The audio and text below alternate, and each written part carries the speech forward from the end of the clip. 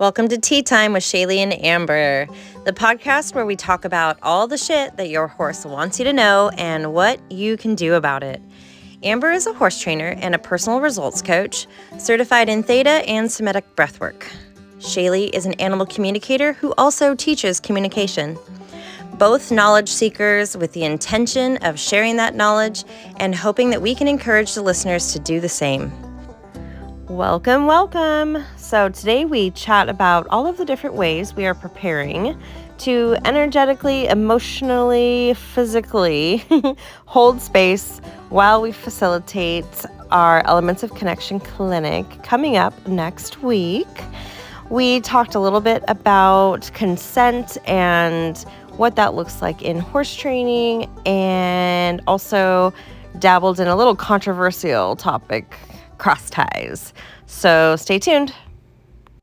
Hello, everyone. Welcome back to the podcast. If you missed last week's episode, which we were just wondering if anybody even listens to us anymore. If you do, can you let us know and let us know like how you feel about the episodes? Because we were kind of like, what is happening in our podcast? Do people still come to this thing? So if you do, thank you for hanging out with us. And last week we talked about seasons and like resting when we need to rest, and I think like death, and well, now it sounds like maybe people don't want to listen to that one, but it was good. It's not as bad as I'm making it sound right now. And today Amber and I have both been getting craniosacral therapy because we are planning on going to the Elements of Connection clinic. Well, we're hosting it. What? Like, we're planning on going. It's gonna be really fun. People like, good, because we paid also to see you guys. We're Don't worry, everyone, we'll be fine. Everyone that's coming, that's listening, don't worry, we're fine. We'll be fine. You're safe in our hands. Yeah, so we have been preparing for it because we want to set our energy up as best as possible to be able to hold space and all of those things. And so we wanted to talk a little bit about craniosacral therapy because energy work in general is so wild.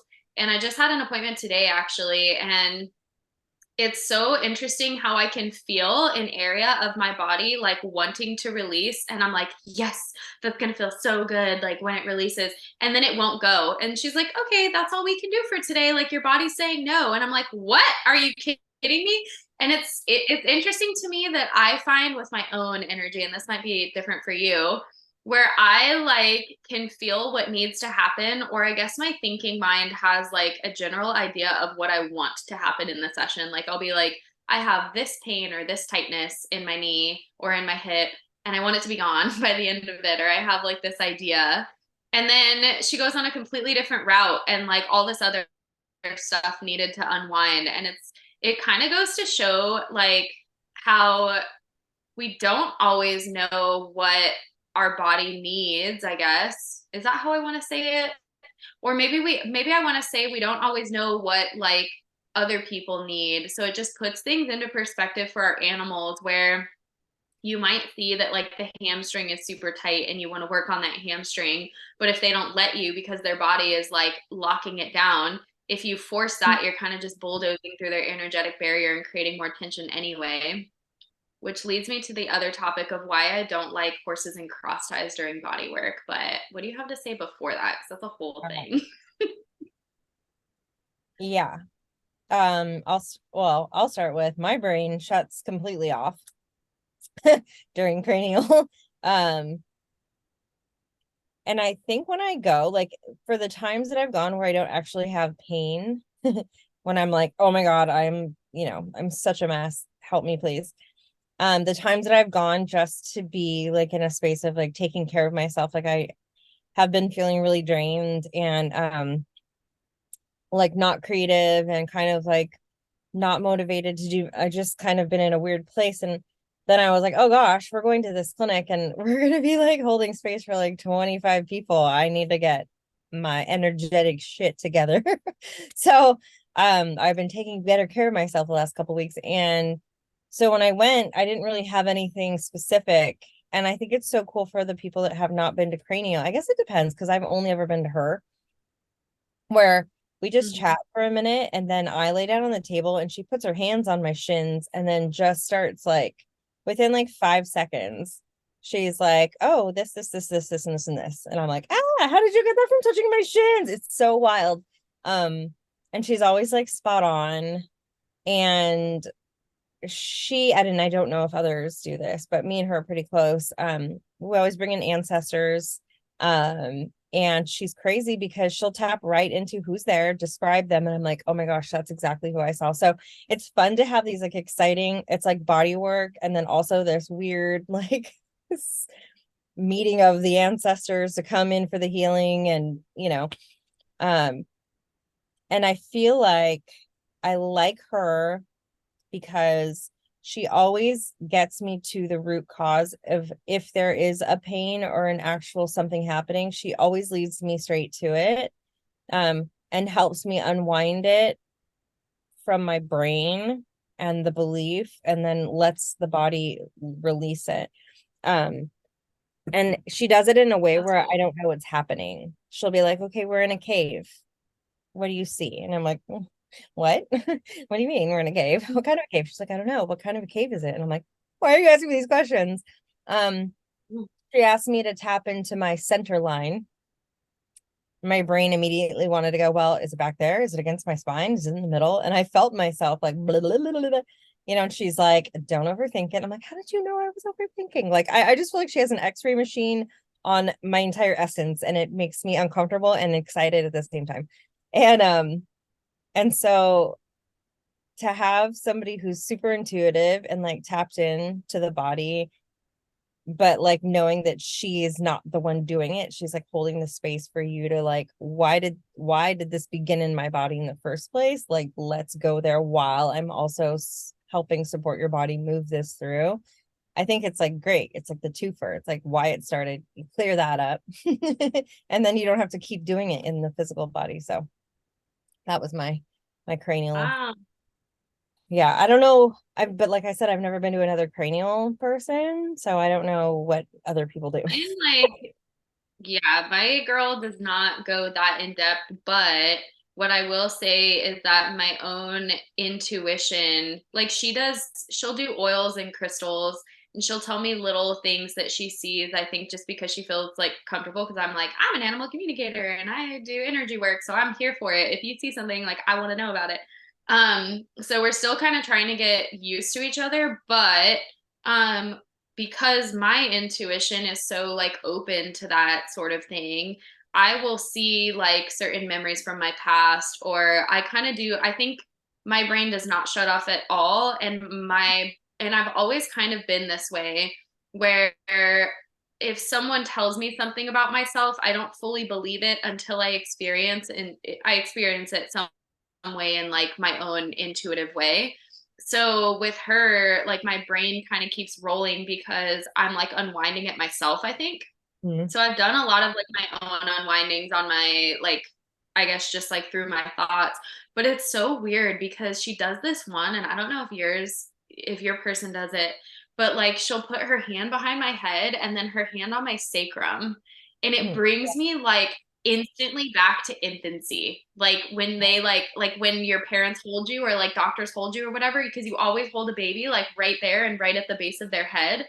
And it Mhm. is the strangest thing. And she started working in my mouth too. Like she puts a glove on and like puts her fingers on my teeth.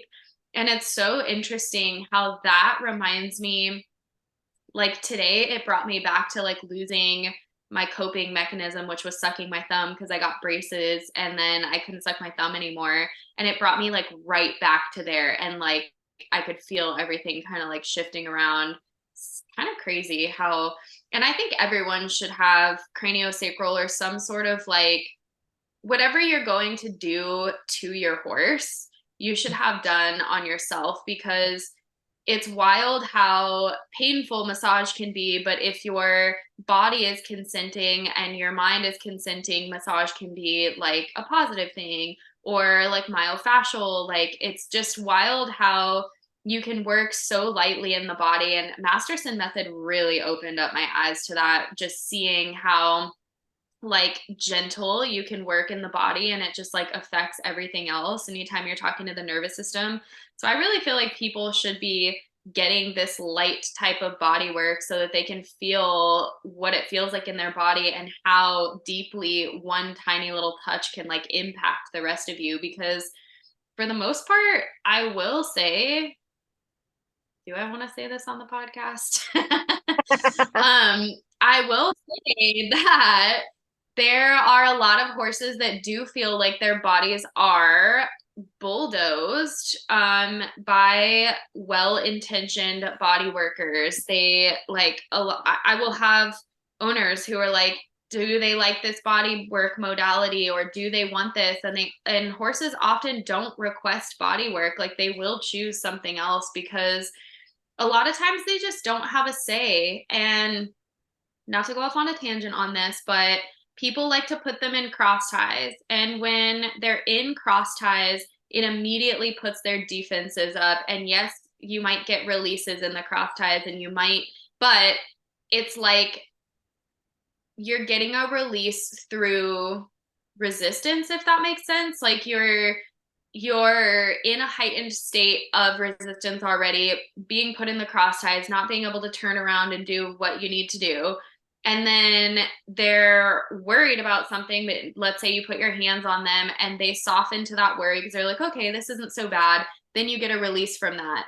And what I have found in my communication sessions is that a lot of times when horses are in cross ties, they can't fully, truly relax into the work because every single time you change a hand placement, so I've talked about this before where like each interaction with your horse is a new segment. So every time you take your hands off and put your hands back on, that's a new energy and a new segment. Their nervous system and their body has to go through that entire is this safe for me process again, because there's an element of I have no control over this situation. So that's my experience with like body work and cross ties. Yeah, I feel like it's even cross ties and brushing. Cross ties and anything. I mean, if you think about being at any level of empathetic, I always give the analogy of like, it's like if you went to get body work and a massage therapist or whatever it was, and then they took your wrists and bound them to the table. I mean, immediately your nervous system is going to be completely different than it would be if you had free will to like get up and get the fuck out of the way if you didn't like what was going on. Like, and the fact that we can't explain that to them, and that they're like these prey animals that are like being, you know, and we're touching their bodies for God's sakes. Like I will always say I had an experience where I didn't speak up for my horse, and someone was learning body work and he hated it. And I feel like it's really what sparked his like little sort of downward spiral of not wanting body work, not wanting to be touched. And I'm not regretting it because that's not good to have in your body. But I know now I would never let that happen. And that's why it was happening. I think it was like in the cross ties, the body work wasn't being done consciously. And he developed this like defense around his body. And it's still lasting. He finally, for the first time, allowed the Masterson group to do a session on him the last 2 times. So he's kind of coming back from that, but that's been 3-4 years. So it's so important, I think. And like why are we cross tying them to do body work? Like, don't you want to know if they don't like something? Like most of the time I'll move mine around a little bit in the round pen, and then they come over and I'll do body work with no halter or no lead rope because I want them to like tell me, hey, this sucks, do it here, whatever. And while I know that that's not like full on like safety protocol, like what do they call it? Not, I almost said jockey club, pony club, pony club standard safety, whatever. It's just like if you don't have that relationship with your horse where there's like two-way communication, you probably shouldn't be touching their body like that until you do. That's all I have to say about that. Yeah. And I'm learning a lot from Biggie too about that, because I am a person who tends to just be like, I want to learn this, or I know like his biggest message for me right now, and it's funny because like now I see it in other client horses too, they're starting to say it, is like, you don't know what's good for me. Like, you might know what ideal is when you look at a body, or you might see a muscle that's in spasm, or you might see something where you might be able to help it and know that it can get me to a better place. But ultimately, at the end of the day, like, you don't know what's good for me because you are not me. And he has been like telling me that so many times. And it's not that we can't have like a conversation of, hey, can you stand here? Because like, I used to tie him, and I will still tie him every once in a while, because when you're doing like the hind end stuff, it can be like difficult if they're like wanting to get like he'll go to get grass or whatever. But even then, like, he's starting to make me realize, like, okay, if I'm not with you and I'm going to get grass, there's a reason. Like, there's discomfort, because there's times where, like you said, I can have him like just standing at liberty in my arena and there's grass all the way around, and he will stand perfectly for body work. And then there's other times where it's like he's so wiggly and I can't get him to come into a space of like being receptive to the body work. And it's really frustrating as a human, because you're like, I want to help you, I want to fix you, or you're paying for this whatever session, and your horse is not being receptive, and you're like, okay, just stand here and take it. But it's like a little slice of humble pie to step back and be like, you know what, you're right. Like, I don't know what's right for your body. I should step back. I should not do this to you, because ultimately I don't know where you're at today, and I don't know everything that's going on in your body. And I need to respect that feedback. That is hard for a lot of people. I know it's been like a big humbling experience for me. To just like honor that every single time, because even with Kip, like, I just see him deteriorating a little bit, and he's so resistant to body work right now. Like, he just doesn't want it, and I have to like turn away and be like, okay. Look away. Yeah. Look away. And that's like so many things. Gosh, it's so frustrating. I just was examining my life and career and all the things. No big deal. And when I look around and I see how many people are so detached from their own physical body, and they want to learn and they want to do good to their horse and they want to do all these things, and they're so eager. And I'm like, yeah, but you should be spending 1,000 quadrillion more hours working on your own physical body, working on your own balance, working on, this piece of, we just have these expectations of horses where we buy them and we go, this is what we're doing, and they're like, well, I look around, I'm like, it's hard to be in the horse world in my brain right now because I'm processing so many things. Even when I think I had brought it up a couple weeks ago, and I don't think I talked about it on the podcast one. I was like, I don't know what purely consensual horse training looks like, because I think they wouldn't have, I mean, would they have anything to do with us? I know there's people that have said that they've taken a horse, never touched him. I can't remember who it is that never touched him, and everything that they did, it took years. They got to ride him, but it was all like the horse choosing to be with them, choosing. But I'm like, but also you're feeding them, positive reinforcement, you're doing treats. I was like, so are they just randomly out of the blue like, hey, I have a good idea, you should get on my back? It's like where is the line? Where is this like blurry line? Like, I feel like with my horses in particular, I've gone from one extreme to another with them at this point, where trained on them hard. And then now we're in this place of, I'm like, I don't know, do you like doing what we do, or are you just doing it because you don't think you have a choice? And then I sent you that video of whoever that girl is that makes those videos.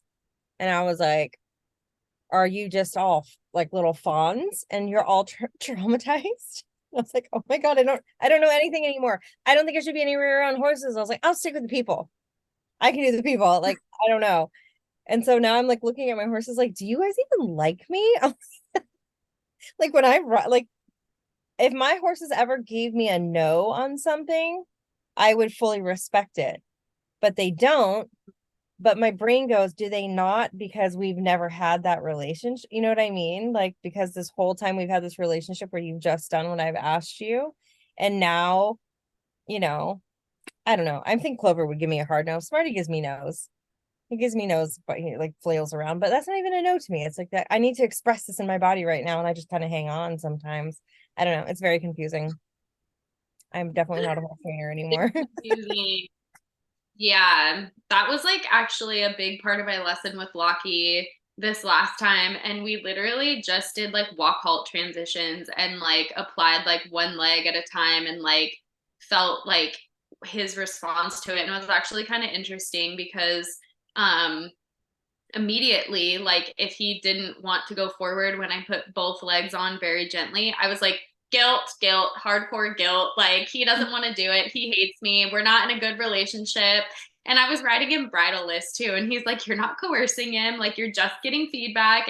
And like, it was so funny unwinding that because I feel that way too. I was saying that in my lesson. I was like, I don't know if he's choosing to go forward because it's the easier option or if he's choosing to, you know, like, yeah, I feel like so much of what we're doing, we're almost like, I don't want to say forcing because that's such a harsh word when it comes to, and I'm just speaking like you and I, like, I don't think that we're forcing our horses to do anything, but like when I'm like, hey, do you want to go for a ride? Like, I'm putting the halter on him and I'm like asking him to come with me and how much of it does he actually enjoy? I guess he could. There was a period of time where he like physically wasn't doing that great and he would stop at the arena gate and he wouldn't want to go in and then I was like, okay, that's a hard, like that's easy. That's easy. We'll just turn back around. I'll take your saddle off. But like then when I get on you at the mounting block and I go to put my leg on you and you like turn around and look at me, I'm like,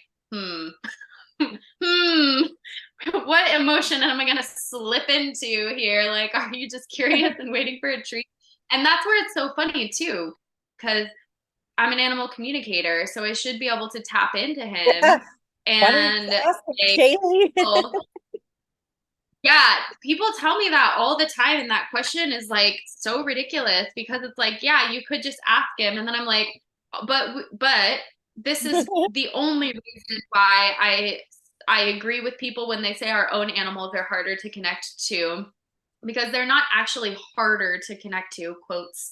Um, they we do not listen to them as well because we have our own stories and projections around them. And that is the hardest, biggest hurdle to get past, which is why we still need vets, which is why we still need trainers, which is why I need someone looking at me on a stupid Pivo telling me, like, yes, this is what your horse is saying. And he's been trying to say this. And I'm like, oh, yeah, I was thinking that was me. Or like, I was like, oh yeah, he doesn't like affection. And then as soon as I said that, he like walked over to me and was like scratching his head on me. And Lockie was like, he doesn't like affection, huh? He doesn't like affection. Like, why are you saying that about him? Are you sure he doesn't? So it's just funny, like the stories and the projections we have about our horses. That is why it's hard. And that is why we still need other people guiding our sad little souls around. And I feel like we're like in the same place, but from like opposite ends of the spectrum. You know what I mean? Where I've been on the other, like I don't feel bad. You know what I mean? Like and then I start thinking, should I feel bad? That's where I get fucked up where I'm like, no, get in. We're going. Like it's fine. Like let's go. Because it's like, no, you don't want to go in the wash rack. Get it. Do you want to go in the outside wash rack or the inside wash rack? Because this bloody ass cut on your leg is getting rinsed off. Like, and I don't feel bad about being like, and now we're getting in the wash rack. Like, nope, we're getting in right now. You know, it's like in those moments where I'm like, I know you don't want to do this, but we've spent a lot of time and energy investing into this relationship. And, you know, it's like me loading Smarty into the trailer. He always gets in, but he always hesitates. I figured out it was the type of trailer, and I'm still in the freaking search for the trailer that is now completely elusive, and I have no trailer. And it is, I'm asking the universe and spirit why I don't have a trailer because I feel like I'm missing out on all these fun things with the weather and all the things. And I'm like, not, so I'm just gonna let it go. There's something better coming. But anyways, in those moments where I was like, you actually do have to get in the trailer, he would for me, because I feel like on the other side of things, I spend a lot of time giving him options, you know what I mean? And putting those deposits into the relationship. And his no is like stops at the edge and like hesitates. And like it's not like he's pulling back and freaking out and it's this big dust cloud of bullshit happening to get him in. It's like, I don't really want to. And I'm like, I know you don't, but like we have to. And he's like, okay. And it takes like a span of like 5 seconds. So it's not like a hard no. It's like, I don't really want to do that. I'm like, well, we kind of have to. Besides that, I did feel bad about that because I understood what was happening and I'm doing my best to resolve it, right? But I think the fact that I'm doing my best to resolve, like I sold my whole freaking trailer for this horse. Like I know 100% that I've tried both of those stuff, and he gets in, he eats, he's relaxed, he's like, oh, snacks, cool, jumps right in. When it's the other type of trailer or the other one, he's like, oh, you know. So I know for sure that's what it is. But it's like when I put my leg on, he doesn't go. I don't have a problem like bumping them with my leg. And if he goes right away, I'm like, cool, and we're off. You know what I mean?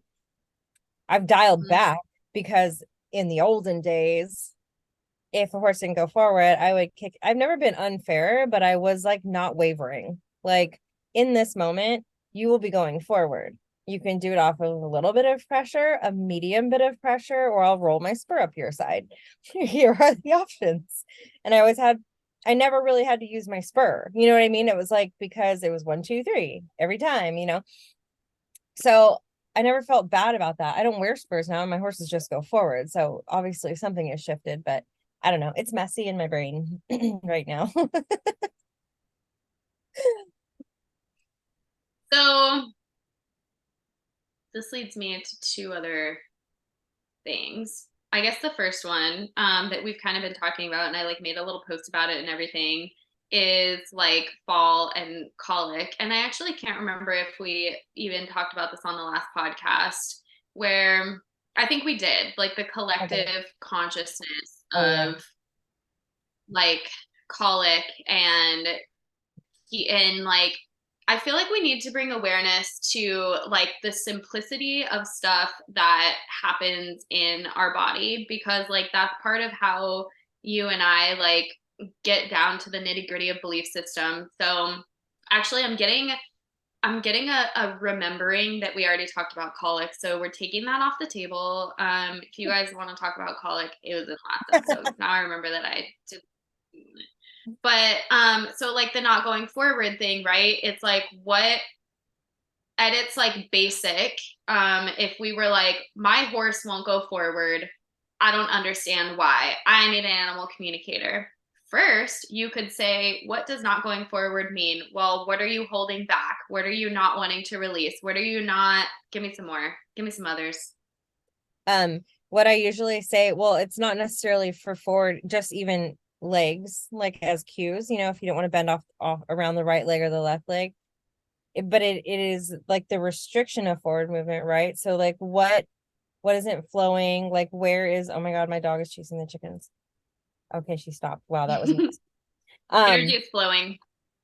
yeah, it's like where I used to give the analogy before I even got into any of the body work, knew nothing about the body work, which will tell you I was a horse trainer for freaking like probably 15 years before I even started going about the body. Like, what the fuck, you guys? Like, honestly, like the things that I did to horses, nothing was like cruel, but it is when I think about it now. But like the intention was never cool. It's like, oh, this is where you want them. Lunge, you know, stick the side reins on them, have them change directions. They get all like soft in their body. Like, quotes are happening for those of you who are listening. And so now when I talk about like if I put my leg on and they don't go, my leg or any of the cues I use is just noticing where there's stiffness or non-fluid, there's no movement in this spot of the body. And when I look at my leg now, I think, oh, I'm bringing awareness to them in this spot of their body, like talking to that spot of their body with my cues, with my leg. So I feel like I used to give the analogy of like a hose, and I would say, just imagine there's a hose stuck up your horse's butt or down its nose, all the way down its body. And you want the water to flow like as if it was in a rainbow. And if there's anywhere in the horse's body that's kinked, like that's what we're gonna just unkink it, and then the flow will be back like a hose. Like that's the best I had for like years. But like people are like, oh, okay. But like because you think about if a horse's head's up and they're all bracy, there's a kink in the hose, and you need to go there and release the kink. Like I don't know, that's what I had back then. So kink in the hose. Pretty good, honestly. Yeah, I think that like people kind of like don't realize that anything that happens in our body, it's actually really simple to get to the bottom of it. Like if you have an itch, it's like, okay, what is an itch? Or like an allergy? Well, it's an irritation. So is there anything that's irritating you? Is there something that's getting under your skin? Is there like everything has like a little belief system behind it. So I don't know. I feel like it's important to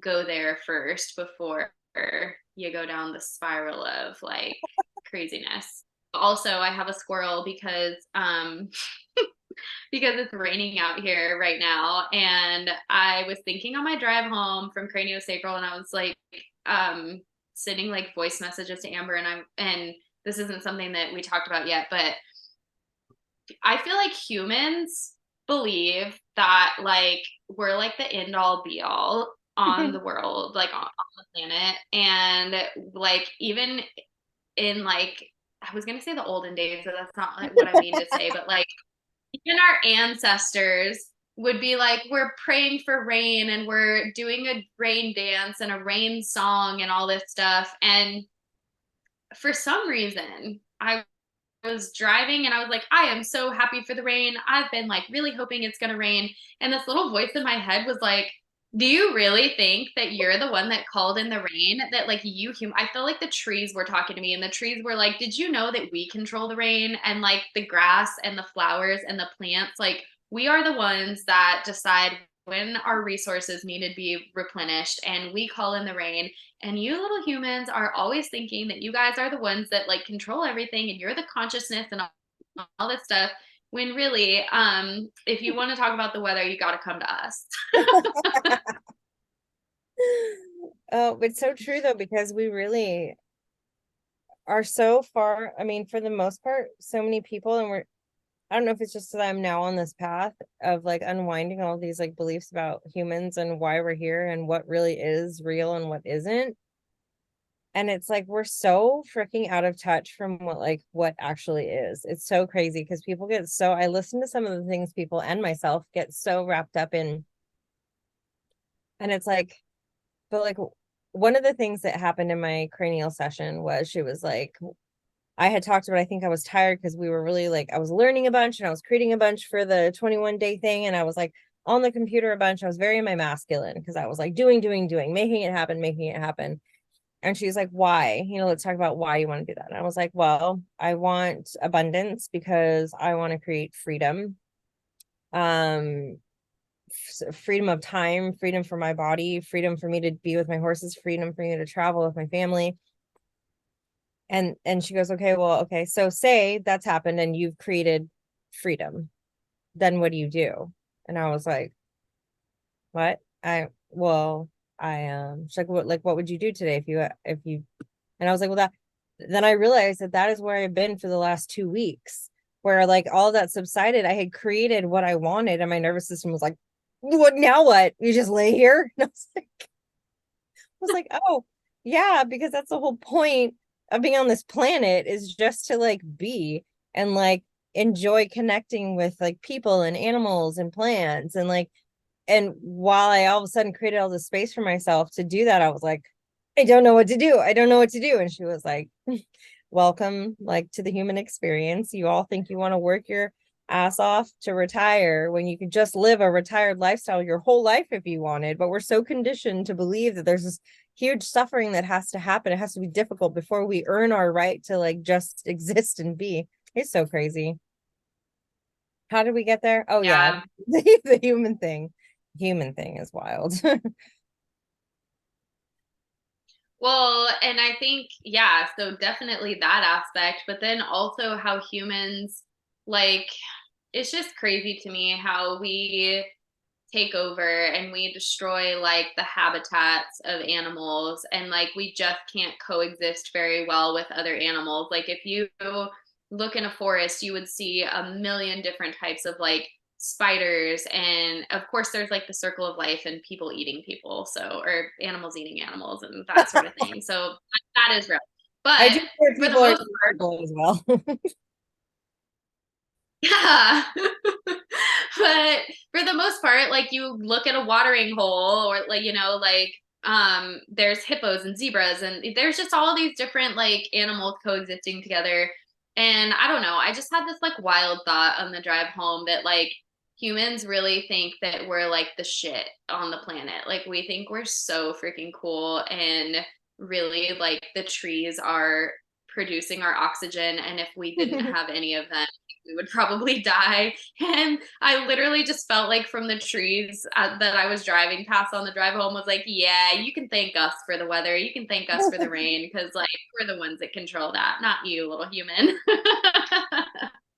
I know, and it's like that's like the this whole piece of like the animals and shit and everything, they have it worked out. Like they don't need, I mean, unless obviously aside from the ones that we've like captured and like made domestic, but like they don't need us to exist. Like the trees and the grass and all the things that are growing and all the birds, and they don't need us.